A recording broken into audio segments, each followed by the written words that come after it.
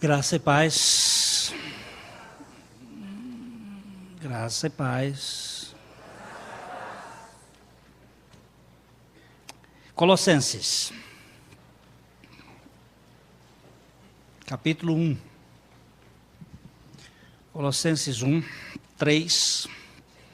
Damos sempre graças a Deus, Pai de nosso Senhor Jesus Cristo, quando oramos por vós, desde que ouvimos da vossa fé em Cristo Jesus e do amor que tendes para com todos os santos, por causa da esperança que vos está preservada nos céus, da qual antes ouvistes pela palavra a palavra da verdade do Evangelho, que chegou até vós, como também em todo o mundo está produzindo fruto e crescendo. Tal acontece entre vós, desde o dia em que ouvistes e entendestes a graça de Deus na verdade. Pai querido, graças te damos pelo privilégio de sermos teus filhos em Cristo Jesus. E como teus filhos, nós rogamos a manifestação do teu Espírito, falando e edificando e proclamando o teu Evangelho para a salvação de todos aqueles a quem tu tens designado pelo teu poder. Nós louvamos-te em nome de Jesus. Amém. Em 28 de dezembro de 1908, ao raiar da manhã daquela segunda-feira, a maior parte dos habitantes, num total de 150 mil pessoas da cidade de Messina, dormia tranquilamente. Um rumor curioso, como de um vago canto, começou a produzir-se ao longe, muito lentamente. Baixinho a princípio, como os primeiros sibilos de um vento, foi se tornando mais alto, fez-se rugir do cavo e, por fim, estourou num medonho trovão subterrâneo. Os prédios eram levados em blocos que caíam, alçavam-se os leitos das ruas, pedras e tijolos tombavam desfeitos em pó. Em 30 segundos, o que tinha sido uma cidade famosa pela sua beleza transformou-se em extenso entulho, perecendo 108 mil pessoas. Mas tudo foi tão lentamente.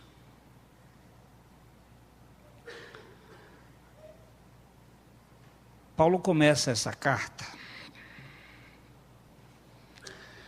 porque havia entrado uma heresia na cidade de Colossos muito lentamente. Como quase todos os desastres, às vezes eles vêm, dão alguns sinais, mas vêm lentamente. E ele começa exatamente pondo a pedra na boca do vulcão. Ele diz aqui, desde que ouvimos da vossa fé. desde que ouvimos da vossa fé. Não paramos de dar graças a Deus e de orar por vocês.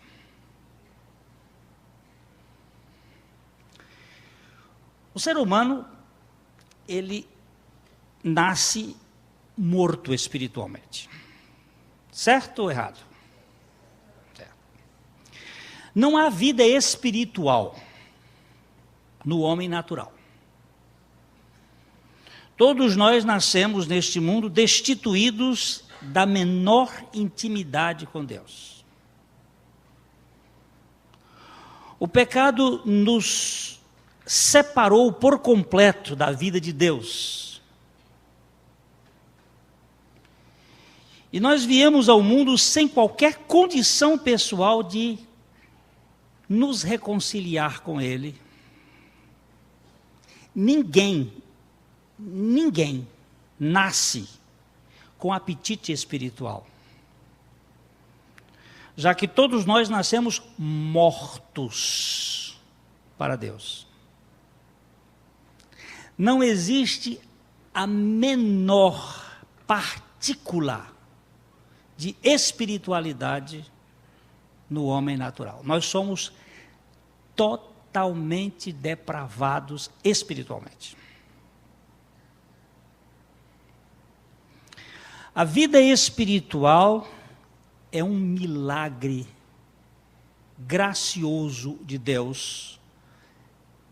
Efésios, capítulo 2, verso 1, mostra que a vida, do ponto de vista da espiritualidade, da coisa espiritual, do espírito, é uma doação de Deus.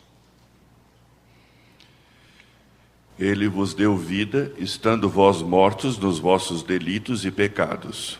Todos os humanos são seres viventes, biologicamente, mas ninguém é portador da vida eterna, da vida de Deus, até que seja regenerado em Cristo. Não há vida de Deus no homem descendente de Adão. Não há nenhum atributo espiritual no homem natural. Por isso, não há fé automática nos herdeiros do pecado. Aleluia. Não há fé no homem natural.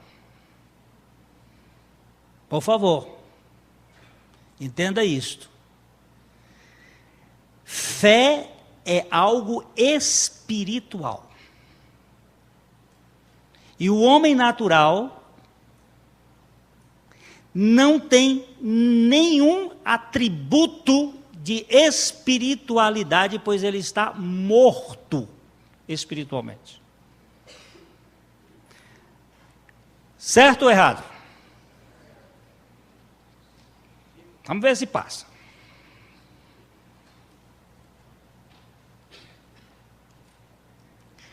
A Bíblia diz que o justo viverá pela fé. Contudo, a Bíblia não diz que nenhum pecador até hoje foi salvo pela fé. Nenhum pecador até hoje foi salvo pela fé. Pode ser que daqui para frente Deus mude o caminho. Mas até hoje não houve ninguém que tenha sido salvo pela fé. A salvação é pela graça. Isto significa que a fé é consequência da graça, é um dom gracioso de Deus. Quem está morto espiritualmente não pode produzir nenhuma qualidade espiritual. Vamos usar o tipo Lázaro, ou o filho da viúva de Naim, ou a filha de Jairo, que são os três pessoas, a quem Jesus fez ressuscitação. Lembre-se que ressuscitação é diferente de ressurreição.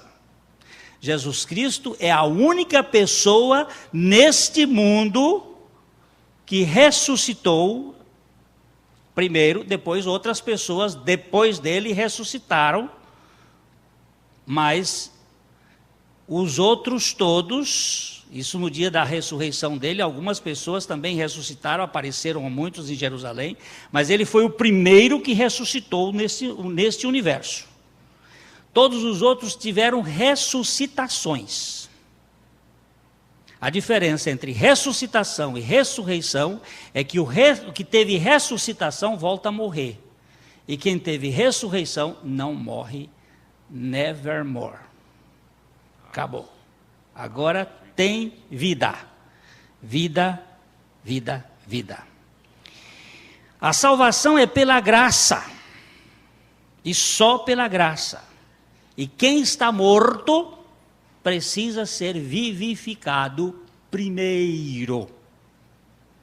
Então Lázaro estava morto lá. Jesus chegou e disse: Lázaro, vem para fora. Aquela palavra de Jesus, a palavra de Jesus deu poder de vivificação humana a Lázaro. E ele saiu da tumba, pelo poder da palavra. Presta atenção, a fé é uma dádiva divina ao pecador indigno, morto em delitos e pecados. Deus dá a fé ao mesmo tempo que concede, pela graça, a vida espiritual através da sua palavra. O primeiro milagre que existe na regeneração de uma pessoa é a vida. O segundo, concomitantemente com a vida, é a fé e o arrependimento. Como dons de Deus. Vocês se lembram daquele texto de Romanos 10, 17, que diz, deixa eu ver se vocês se lembram, a fé vem pelo ouvir, e o ouvir da palavra de Deus. Uma versão. A outra versão diz, a fé vem pela pregação, e a pregação pela palavra de Cristo. Fé e palavra. Não há fé sem palavra de Deus, do mesmo modo que não há chuva sem nuvens. A fé é o resultado da operação viva da palavra de Deus vivificando os corações mortos. Por isso, Paulo dá graças a Deus pelo milagre da fé na vida dos colossenses. A fé que chegou no coração daquele povo de Colossos era um milagre de Deus. Graças damos, ó Deus, Pai de nosso Senhor Jesus Cristo, quando oramos por essa turma, quando ouvimos da fé em nosso Senhor Jesus Cristo.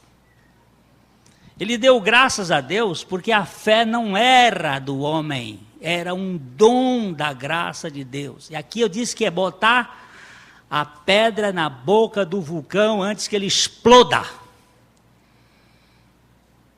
Você e eu não nascemos com fé, nós nascemos com capacidades de mentalizações e positivismo segundo a nossa educação. Vai depender da educação.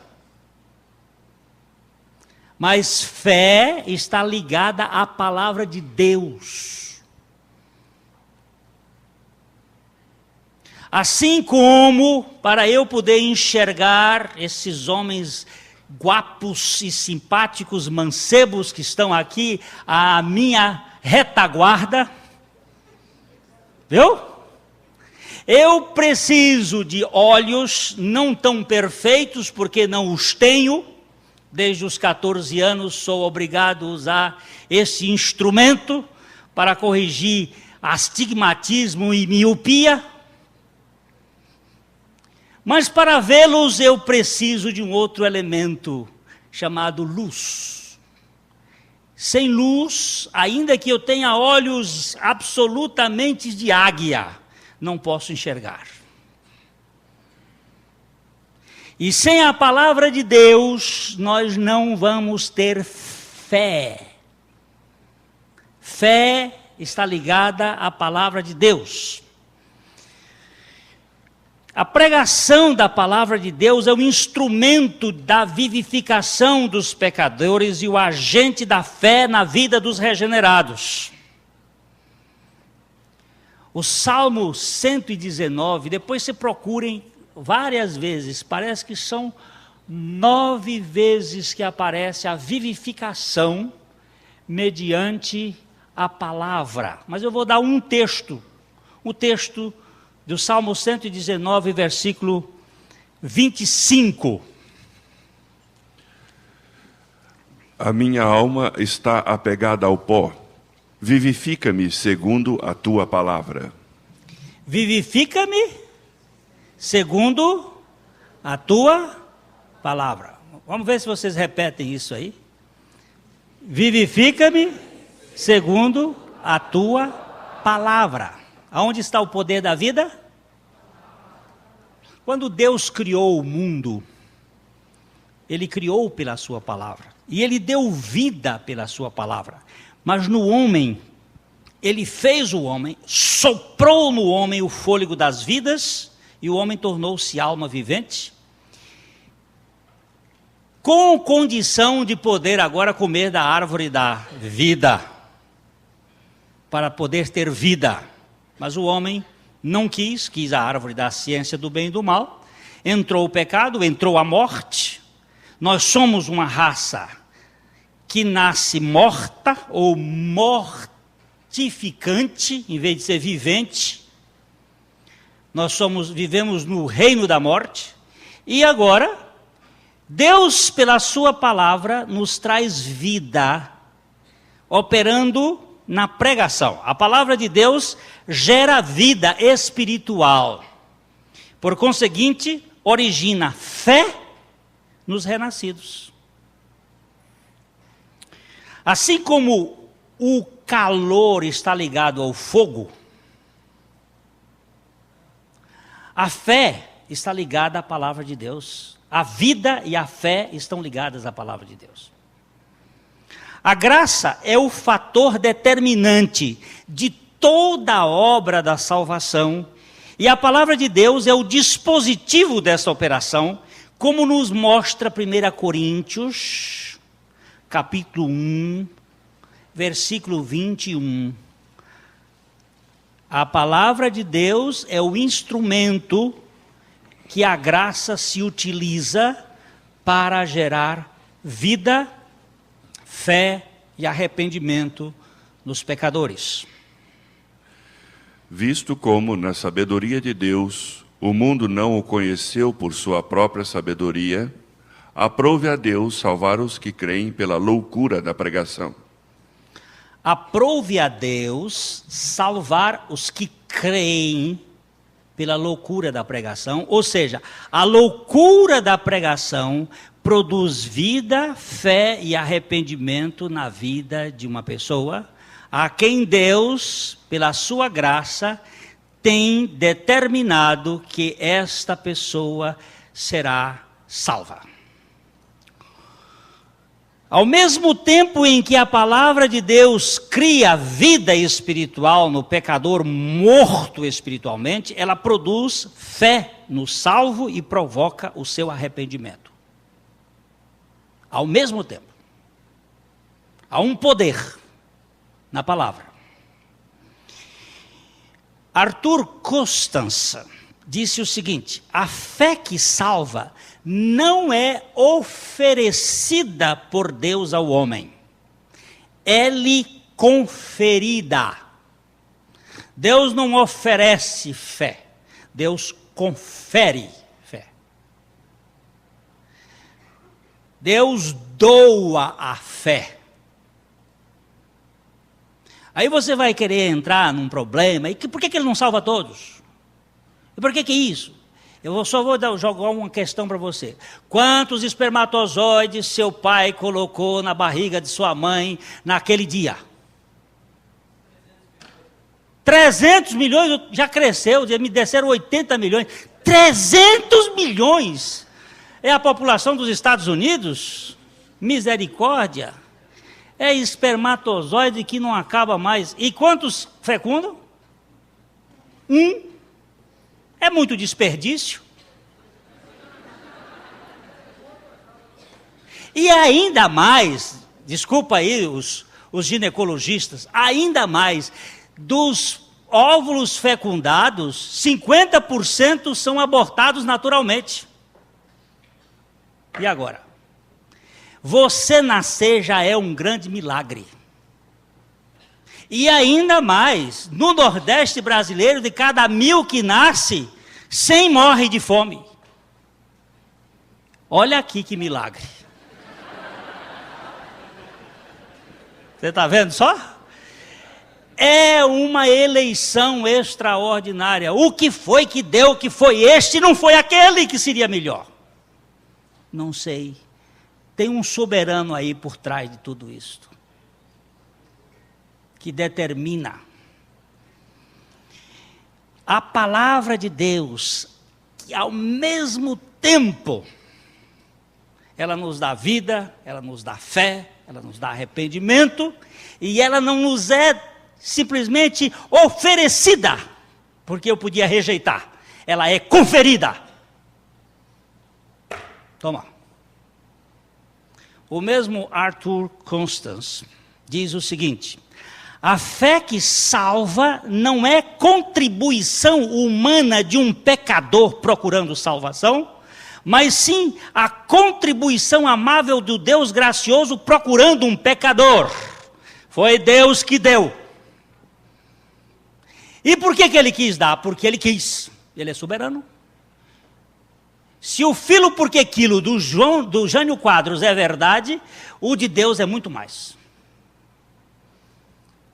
Quem és tu que julgas aquele que te criou? Poderá o caco dizer ao oleiro, por que me fizeste assim? Paulo sabia que a fé é um brinde do céu aos rebeldes da terra. É um donativo da graça aos mendigos miseráveis que o pecado transtornou. Lembre-se, graça não é uma recompensa da fé, mas a fé é o resultado da graça. Graça não é recompensa da fé. Ah, se eu crer eu vou receber graça. Não. Pode tirar o cavalinho da chuva. A fé, sim, é um resultado da graça. Por que eu não nasci na família real? Por que eu não sou o Charles? Vamos começar agora a discutir o assunto. Por que eu fui nascer lá no Piauí?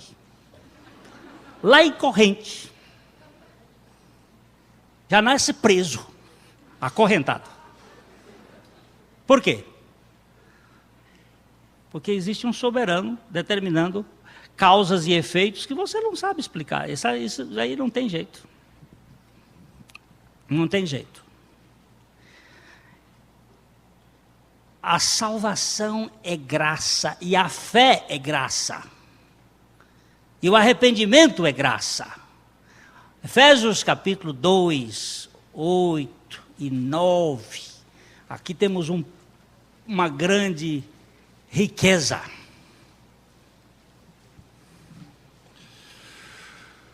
Porque pela graça sois salvos mediante a fé. E isto não vem de vós, é dom de Deus, não de obras, para que ninguém se glorie. O que não vem de vós é dom de Deus?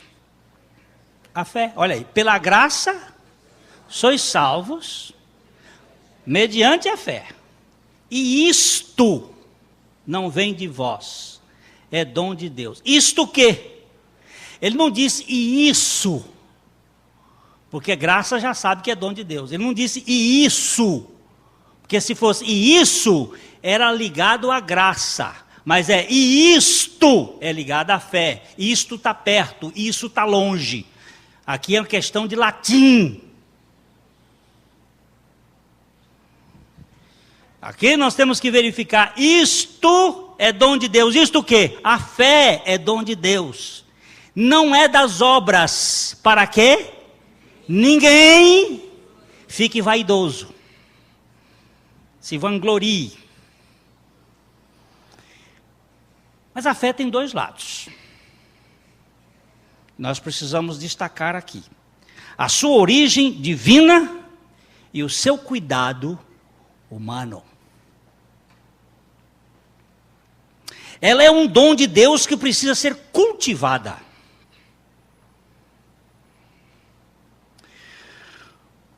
Um jardim precisa de plantas e de jardineiro.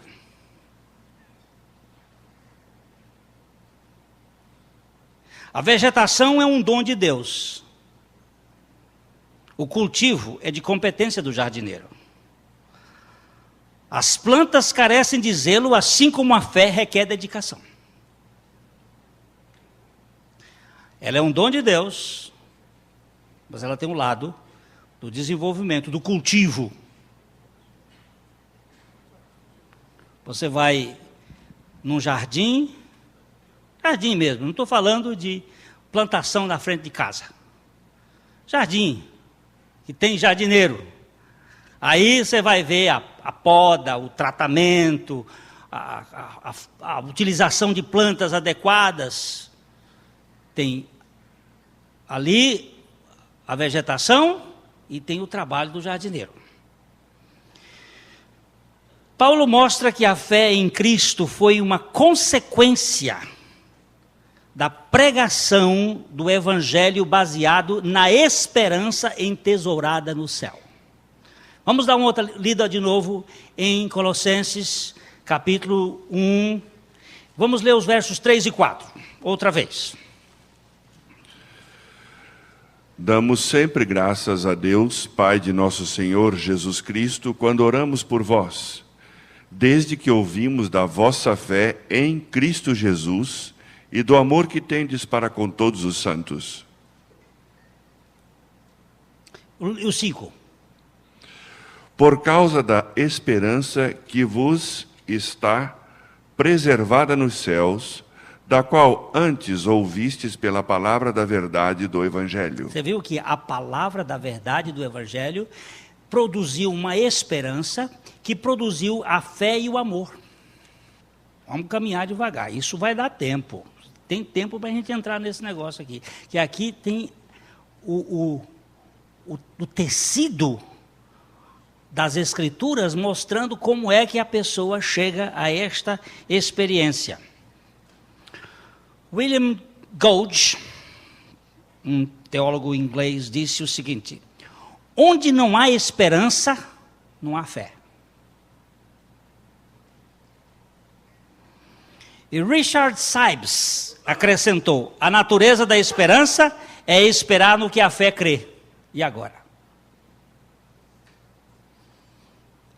Onde não há esperança, não há fé. E a natureza da esperança é crer, a natureza da esperança é esperar no que a fé crê. Vamos tentar caminhar. A definição bíblica de fé é muito simples, mas acaba se tornando extremamente complicada. Como é que diz Hebreus 11:1? Ora, a fé é a certeza de coisas que se esperam, a convicção de fatos que se não veem.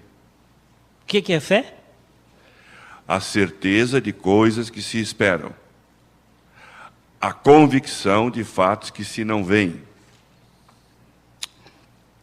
Spurgeon dizia o seguinte: a fé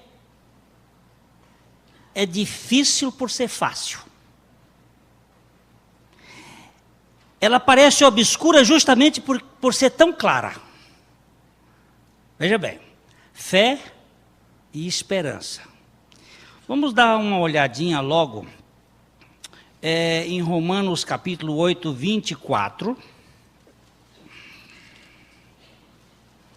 Faz o favor, pega o Romanos 8, 24, mete o dedo aí nele e bota o dedo lá no Hebreus 11, 1.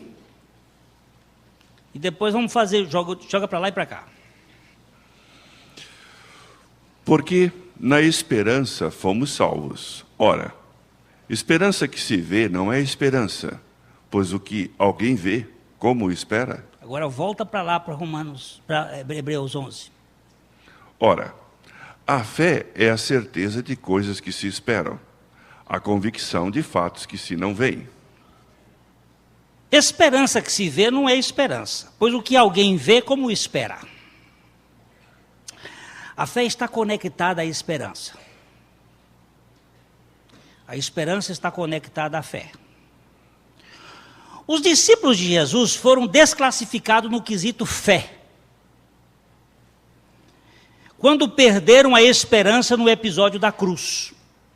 Vocês se lembram dos 2 discípulos do caminho de Emaús? O que eles disseram?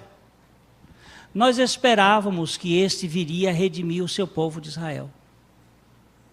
Mas hoje já é o 3º dia. Até ouvimos falar, alguns dos nossos disseram que ele ressuscitou. Mas nós perdemos a esperança.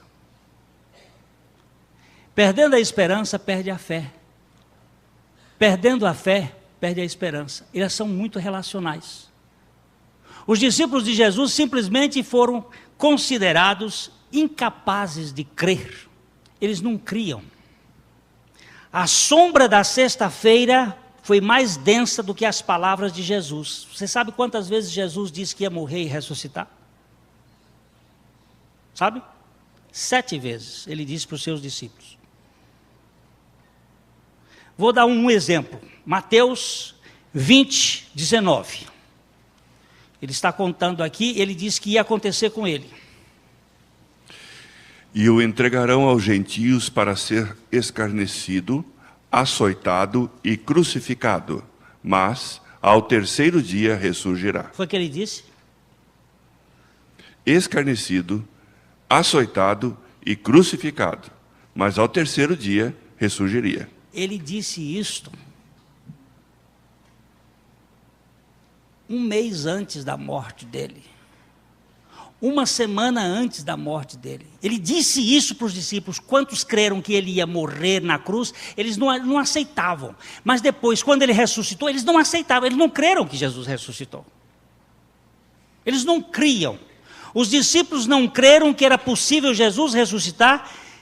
Por isso, perderam por completo a expectativa do 3º dia. Para eles, a ressurreição era uma utopia, era uma fantasia, era uma história de conto de carochinha. Você crê em Papai Noel? Tem muita gente que crê. Você crê na Branca de Neve? Você crê no Chapeuzinho Vermelho? Mas essas são as histórias de enganar a criança. Ah, ele está falando, ele está enganando para nós aqui que ele vai ressuscitar.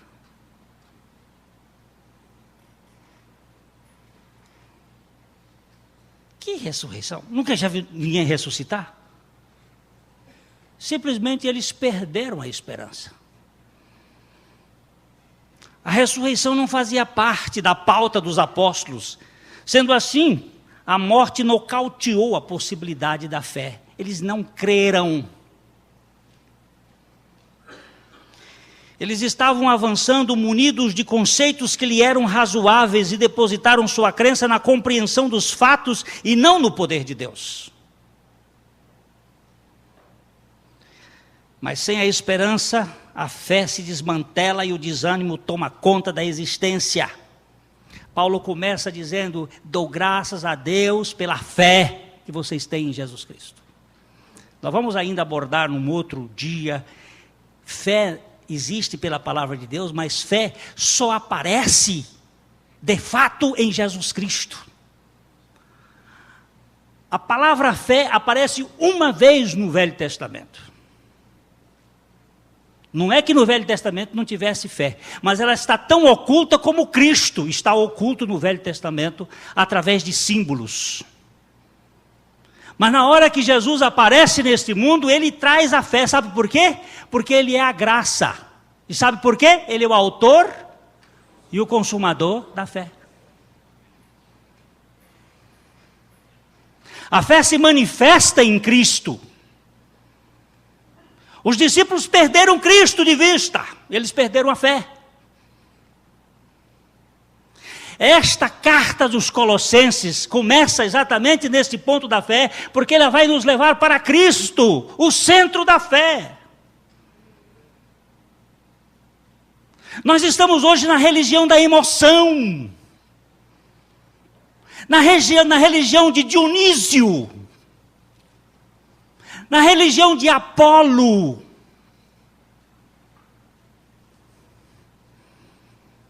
Nós estamos na religião da emoção, não da fé. As pessoas querem constatar fatos, não querem crer na palavra de Deus. Nem os discípulos de Jesus creram, porque eles perderam a esperança. Paulo disse, a fé e o amor vêm por causa de uma esperança que está depositada nos céus para vós outros. Os discípulos no tempo de Jesus chegaram no final, constataram, Jesus ressuscitou, foi uma alegria, mas continuavam incrédulos, eles não conseguiam crer. Vamos ler Marcos, capítulo 16, 14. Finalmente apareceu Jesus aos 11, quando estavam à mesa, e censurou-lhes a incredulidade e dureza de coração, porque não deram crédito aos que o tinham visto já ressuscitado. Jesus censurou a incredulidade dos discípulos. Eles tinham perdido por completo a visão do Cristo que havia de ressuscitar. Eles perderam as esperanças, a esperança. Nós e os colossenses não cremos em Jesus ressuscitado mais vendo. Nós hoje temos que crer pelas Escrituras. E sabe o que tem aí nas Escrituras? A esperança. Não é só a fé que está nas Escrituras, mas a esperança também está nas Escrituras. Romanos capítulo 15, versículo 4. Pois tudo quanto outrora foi escrito para o nosso ensino foi escrito, a fim de que, pela paciência e pela consolação das Escrituras, tenhamos esperança. O grande tesouro depositado no céu é o penhor da esperança, que chama-se Jesus Cristo. Se Jesus Cristo não ressuscitou, leia logo 1 Coríntios capítulo 15, verso 14. Se Jesus Cristo não ressuscitou, o que eu estou fazendo aqui agora, sabe o que significa isso aqui? Bobagem. É inútil. E sabe o que vocês estão fazendo aqui agora? Absolutamente nada. Isso aqui, tudo aqui era uma fantasia, uma bobagem, sem tamanho. Se Cristo não ressuscitou, nós somos um bando de idiotas, sentados e falando aqui, e o idiota maior sou eu, tentando convencer um bando de idiotas sentado, que Jesus Cristo ressuscitou, se ele não ressuscitou. 15, 14. E se Cristo não ressuscitou, é vã a nossa pregação e vã a vossa fé. E lê o 17 também. E se Cristo não ressuscitou, é vã a vossa fé, e ainda permaneceis nos vossos pecados. Onde está centralizada a esperança? Na ressurreição de Cristo. Você pode reparar na Bíblia. Quando existe a palavra ressurreição ali por perto, pode andar um pedacinho que você vai encontrar esperança. Porque a única esperança realmente era aquela que eles davam, esperança de Israel. era vencer o pecado, e para vencer o pecado tem que vencer a morte, porque o salário do pecado é a morte. Se não houver essa vitória, não há esperança. E se a nossa esperança se resume apenas a esta vida, o que diz a Bíblia? Nós somos os mais, uma versão diz desgraçados, outra versão diz miseráveis, outra versão diz idiotas, e outra versão diz tolos de todos os homens. Mas se Cristo ressuscitou, aí não, agora o negócio tem saída, tem esperança. A certeza da ressurreição traz esperança. E a falta da ressurreição, a esperança murcha e a fé desvanece. Não existe, não tem sentido. Paulo vê na experiência dos colossenses o grande milagre da fé em Cristo, por isso ele dava graças a Deus e orava por eles. Se tivermos o dom da fé, precisamos agradecer profundamente as riquezas insondáveis de Cristo, que nos agraciaram com este presente, mas também precisamos orar para que o Pai nos capacite no cultivo e aumento de nossa fé, sabendo que confiar significa recorrer aos recursos inesgotáveis de Deus. Você sabe quando é que uma pessoa tem fé? É quando ela vira criança. Jesus disse, se você não se converter e não se tornar uma criancinha de colo, você não vai entrar no meu reino. O que é uma criancinha de colo? É aquela que depende inteiramente dos seus pais. O que é fé? Olha ali, Gabriel, está aqui, na mão da mãe, ali do lado do pai. Se esses dois largarem Gabriel morre. Spurgeon disse o seguinte: Deus me trate sempre como uma criança, porque eu não quero crescer nunca. Eu quero ser criança nas tuas mãos. Eu quero depender de ti em tudo. Quando ele sustentava as 500 crianças no orfanato, aí diziam assim, está faltando dinheiro, ele começava a rir. Spurgeon, gordão. Esse não é problema meu irmão. Isso é problema do pai deles. E o nosso pai. E daqui a pouco Deus supria. Como é que supre? Diz o pastor Thomas, hoje, Deus supre as nossas necessidades, não os nossos desejos. Ele deu uma aula maravilhosa aqui hoje para crianças, pais e também para maridos. Ele disse, eu vou andando com os meus filhos lá no shopping, aí, por exemplo, minha filha diz, pai, compra esse tênis para mim. Ele olha para o tênis dela e diz assim, é desejo ou é necessidade? Aí ela olha assim, é desejo, então vamos andar. Aí ele diz, isso também vale para as mulheres. Aí depois ele deu uma belíssima ilustração, dizendo, mas é muito bom quando você pode presentear alguma coisa para a mulher. Achei maravilhoso. Vou aprender. Queridos meus, recorrer aos recursos inesgotáveis de Deus como criancinhas. A fé em Cristo quer dizer que toda a certeza de nossa salvação depende exclusivamente da suficiência de Cristo. Totalmente. A minha fé veio dele, meu arrependimento veio dele, minha confiança vem dele, ele é o autor. Mark Hopkins disse o seguinte, o próprio ato de fé pelo qual recebemos a Cristo é um ato de completa renúncia do eu e de todas as suas obras com base para a salvação. Nada, até o crer é um ato da renúncia por causa da suficiência da graça. Jesus apontou para o tempo do seu retorno como uma época que demonstra ausência de fé. Você se lembra que naquela hora que aquela mulher, ele contou a parábola da mulher que ia lá orar, pedia ao juiz, atende minha causa, o juiz não queria atender, e ela pedia a viúva, tornou, e pediu tanto que encheu a picuado do juiz, e o juiz disse assim, vai lá, vou atender essa mulher. Aí Jesus compara Deus com aquele juiz e disse assim: não faria Deus justiça aos seus escolhidos, que a ele clamam dia e noite, ainda que pareça demorado em atendê-los? E quando chega aí em Lucas, capítulo 18, verso 8, ele faz uma pergunta que desnorteia qualquer um. Digo-vos que depressa lhes fará justiça. Contudo, quando vier o Filho do Homem, achará porventura fé na terra? Jesus está fazendo uma pergunta: achará fé na terra?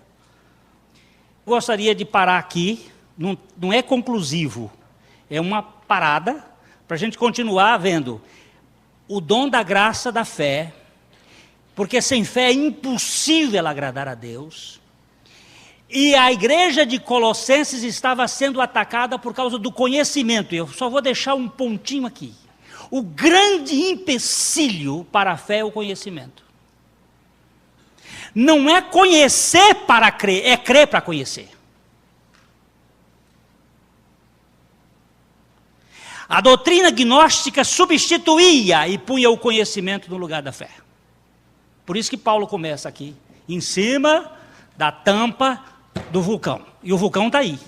A cidade de Messina foi destruída, ninguém percebeu. Nós estamos sendo destruídos, não estamos percebendo. Sabe por quê? Está faltando fé. Nós perdemos a fé de vista. A igreja moderna é a igreja de Laodiceia, está aqui no coisa, mas é para seguir.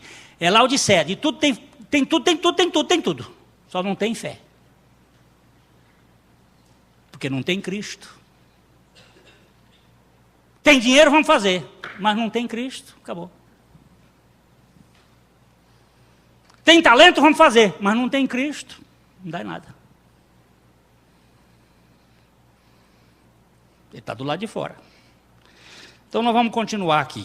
Gente, o mal de hoje estava começando lá, devagarzinho, e tomou conta.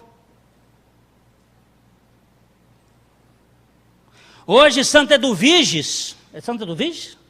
A dos endividados, fica lá, cheia de gente no pé dela.